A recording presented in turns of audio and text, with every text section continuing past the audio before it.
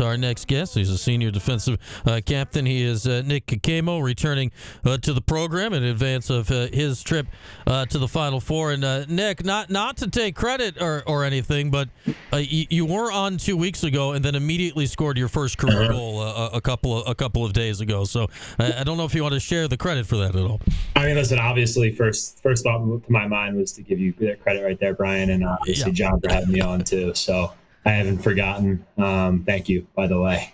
Oh, yeah. So you're welcome.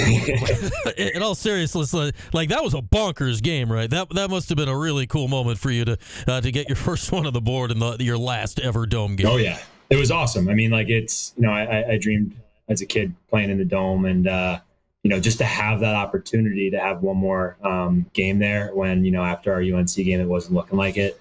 It gave me a lot of appreciation. Not to take it for granted, and thankfully we put ourselves in a spot to step back out there one more time. And, I knew if we had that opportunity, there was no way, we were going to lose that game. And Chuck Kaczynski had a goal in that game. I mean, for two long pole goals, like in that game, the way it went down must have been a crazy moment for the defense. It was awesome. I mean, it was both of our first career goals. Chuck's a guy I'm a huge fan of. He's a guy that's worked his way up the roster since the first day he got here. And he's one of those guys that, he works his way into the spot he's in now. And I think that's been showing every game. So especially for a guy like that to get that goal right there. And I remember it was a little bit of a tighter game at that point when he got the goal. I'm convinced that goal gave us the juice we needed to make the rest of that run finish. Nick Caccamo's our guest. We're getting you ready for Cuse in Maryland NCAA Final Four this Saturday at 2:30. So you've played in two just very memorable games here back-to-back, and 5-goal comeback against Harvard and just a crazy, epic back-and-forth game against Princeton. Like, in the moment, Nick, which game was the crazier one to be a part of? I mean, they were both different. They a little bit more of a come from behind game against Harvard and a little bit more of a back and forth game against Princeton. But I think those were two big games for us, especially at this point in the season, to realize that, we were behind at both points in both games. And, we just had to realize it doesn't matter what the score is until there's zeros on the clock in the fourth. So if there's still time on the clock, it could be 10-0 us or it could be 0-10 them. We're not going to stop executing. We're not going to stop fighting until the clock hits zero. And then, our mindset is whenever the clock hits zero, the score is going to be what the score is. But while that clock's running, we're doing everything in our power to not give up. And I think that showed the last two games, and that's something we got to carry into this weekend for sure. All right, so last week, the clock was at about a minute. You guys have retaken the lead. You're up by one. Obviously, it's not the best day for anyone on defense on either side, right, in a 19-18 game. But you guys know, like, at that point, you're probably one stop away from the win. What was going on in that last possession out there? Yeah, I mean, our mindset is the score doesn't matter, whether it's 1-0 in the fourth quarter or 20-20. It doesn't matter what the score is as long as, the Syracuse guys win by one goal at the end. So I think defensively, although obviously that was not our best game whatsoever, for us in that final minute, especially to just put aside the score and realize, we needed to win that possession right there. I think that mindset really helped us kind of just forget about everything else that happened past in that game. Next play mentality, and we stepped up and made the stop when we needed it. And I think that's really all that matters is, making that stop when we need the stop, whether the score is 19-18 or if it's 1-0, like I said, as long as Syracuse is up by one at the end, that's all we care about.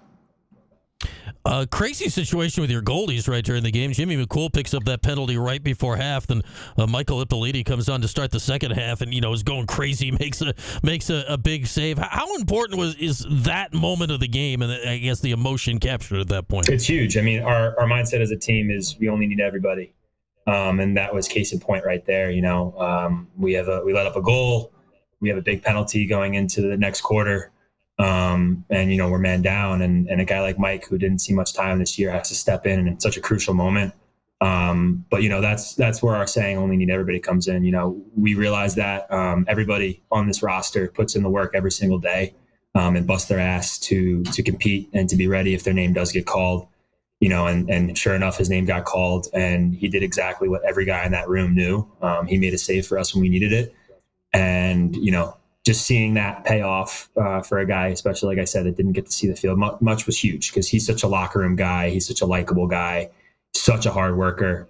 And, he inspires a lot of us just, with how he preps for these games, whether he knows he's going in or not, he preps as if he's in the whole game. And it was just awesome to see. And it was awesome to have that juice kind of carry us forward into that run that we ended up making.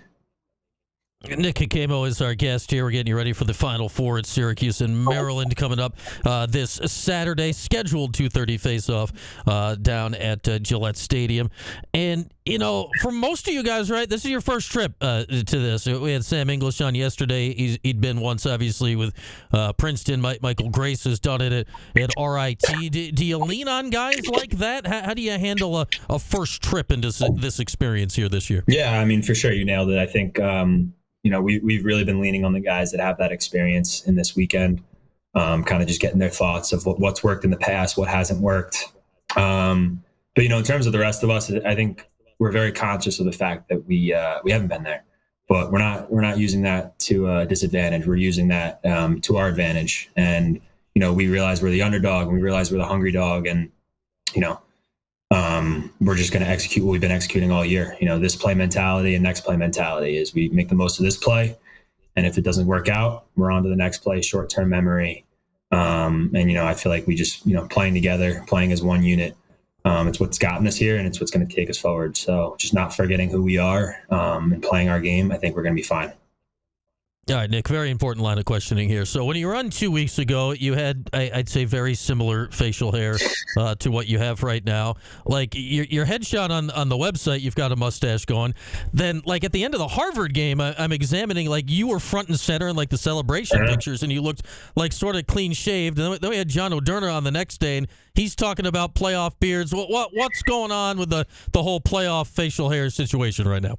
I mean, we just it started as a joke, and then we stuck with it. I shaved the day before Harvard because I really wanted to start the playoff beard when the playoffs started. If I didn't, I'd have a lot longer of a beard, and I don't think my family would be too happy seeing this interview right now if that was the case. So I kind of just prepped for that, and knew it was going to come back pretty quick. But some guys are not beard guys, and they're really trying it, and it shows how dedicated they are. So we appreciate that for sure. Yeah, Coach O said he's one of those guys. How do you think he's doing in his facial hair acquisition right now? He's trying. That's all you can give him. He's trying, and he's doing it because he loves us. So, I think he's definitely happy post Memorial Day when he could take that thing off. But right now we're letting it ride, and we're on to the next day. Yeah, he said his wife would be very happy too. Yeah, I'm sure. To that point, coming along here, so hopefully you guys will all still be rocking it on Monday afternoon for sure. The benefit, I guess, with the lacrosse playoffs, they're not very long. It's 2.5 weeks you guys are dealing with here. It's not like it's not an eternity like the hockey playoffs, right? Exactly. It's in and out. We'll get a little scruffy, but other than that, nothing too much you can't handle. All right, so Maryland here on Saturday. We all know Maryland's recent history on this stage is as good or better than anybody else in the sport. You've played them here every year of your career, right? Like Gary has scheduled this game for early in the season every year. What has that regular season game against them every year done? Do you think to prepare you for this Saturday? Yeah, I mean they're a great program, very well run program, and they've proven it the last few years. And I think if we're being honest, like that's, they've done a phenomenal job making sure they get back every year.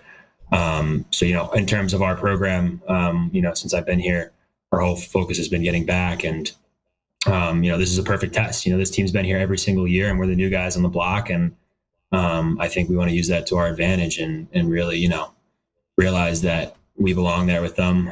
We've been with them every single year. But like I said, they're a phenomenal program and they're very well coached, just like we are. So, it's going to be strength on strength. But, having them early in the year, like having that loss kind of be a lesson for us as the years progressed. It's nice to kind of circle back to that and get another crack at those guys, especially in May. Because I don't think anybody was happy with that loss earlier in the year. I think we realized we could get these guys. We just got to play our best game. We look back at last week against Princeton. You guys were very stylistically similar, which led to that kind of up and down, crazy game. Maryland, as we all know, is almost as opposite as you want to be, right? With slowing it down and patient. How much do you have to, accept that style, right, and deal with it versus, force your style in a game like this? Yeah, I mean, we're always going to stay true to who we are, but at the same time, we understand what they're trying to achieve. And that's what we've been working on all week is, how do we slow them down? How do we give them looks that they don't want?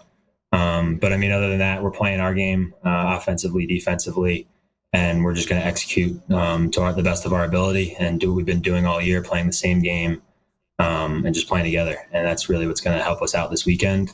And it's what's helped us out all year. So, although they're very different in terms of how they run things, it's important for us to not forget who we are and play our game. What are you hearing, if anything, Nick, about, Syracuse fans were so used to many years, like this was an annual, just we go to the Final Four, this is what we do. Are you hearing that you're going to get a huge Orange contingent? What are you expecting from Orange fans at the Final Four on Saturday? I mean, we got the best fans in the country, so I expect nothing less of just an absolute show out. I know they're going to be there. They're going to be cheering loud. The alumni are all going to be there. And, that makes a difference. It fires all of us up, knowing how much this weekend means to not only us, not only the alumni, but the fans as well. The fans have been waiting a long time for this. And, we love you guys. So we're doing the best of our ability to just do what we got to do, take care of business. But yeah, I mean, when you guys are showing out, no one else compares in the country. So. That is a fact, Nick. That is the numbers bear that out when you look at the attendance every year, for sure. All right, Nick, appreciate the time as always. Best of luck on Saturday. We'll all be watching, and hopefully we get to watch you guys win 2 more here this year. Absolutely. Thank you, Brian. Appreciate it.